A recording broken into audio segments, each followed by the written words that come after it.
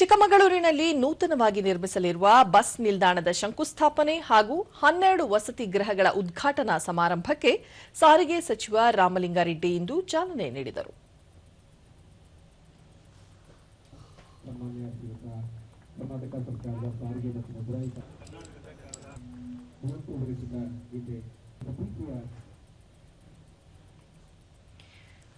ಈ ವೇಳೆ ಇಂಧನ ಸಚಿವ ಕೆಜೆ ಜಾರ್ಜ್, ಶಾಸಕರಾದ ರಾಜೇಗೌಡ, ಎಚ್ಡಿ ತಮ್ಮಯ್ಯ ಸೇರಿದಂತೆ ಅಧಿಕಾರಿಗಳು ಉಪಸ್ಥಿತರಿದ್ದರು. ಬಳಿಕ ರಾಮಲಿಂಗಾರೆಡ್ಡಿ, ಶಕ್ತಿ ಯೋಜನೆಯಡಿ ಈವರೆಗೂ ದಾಖಲೆ ಸಂಖ್ಯೆಯ ಮಹಿಳೆಯರು ಉಚಿತವಾಗಿ ಪ್ರಯಾಣಿಸಿದ್ದಾರೆ. ಇದಕ್ಕಾಗಿ ರಾಜ್ಯ ಸರ್ಕಾರ 15,422 ಕೋಟಿ ರೂಪಾಯಿ ಖರ್ಚು ಮಾಡಿದೆ.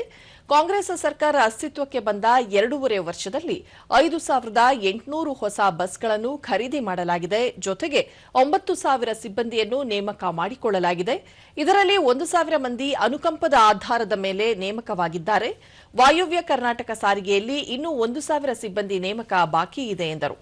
ಚಿಕ್ಕಮಗಳೂರು ವಿಭಾಗಕ್ಕೆ ಒಳಪಡುವ ಕಡೂರು, ಶೃಂಗೇರಿ, ಬೀರೂರು, ತರೀಕೆರೆ ಬಸ್ ನಿಲ್ದಾಣ ನಿರ್ಮಾಣ ಮೇಲ್ದರ್ಜೆಗೇರಿಸುವುದು, ಘಟಕ ನಿರ್ಮಾಣ ಸೇರಿದಂತೆ ವಿವಿಧ ಮೂಲಸೌಕರ್ಯಗಳನ್ನು ಕೈಗೆತ್ತಿಕೊಳ್ಳಲಾಗಿದೆ ಎಂದು ತಿಳಿಸಿದರು. 9,000 ಜನ ರಿಕ್ರೂಟ್ಮೆಂಟ್ ಆಯಿತು. ಅದರಲ್ಲಿ 1,000 ಜನ ಅನುಕಂಪದ ಆಧಾರದ ಮೇಲೆ ಆಗಿರ್ತಕ್ಕಂಥದ್ದು. ಇನ್ನೂ 1,000 ವಾಯುವ್ಯ ಕರ್ನಾಟಕದ್ದು ಪ್ಯಾಕೇಜ್ ಆಗಿದೆ. ಒಟ್ಟು 10,000 ಜನ ನಮ್ಮ ಅವಧಿಯಲ್ಲೇ ಈ 2.5 ವರ್ಷದಲ್ಲಿ ಉದ್ಯೋಗ ಕೊಟ್ಟಂಗಾಗುತ್ತೆ. ಯಾಕಂದರೆ ನಮಗೆ ಉದ್ಯೋಗ ಕೊಡೋದು ಮುಖ್ಯ ಅಂತಲ್ಲ, ಅದಕ್ಕೆಲ್ಲದಕ್ಕಿಂತಲೂ ನಾವು ಉದ್ಯೋಗ ಕೊಡದೆ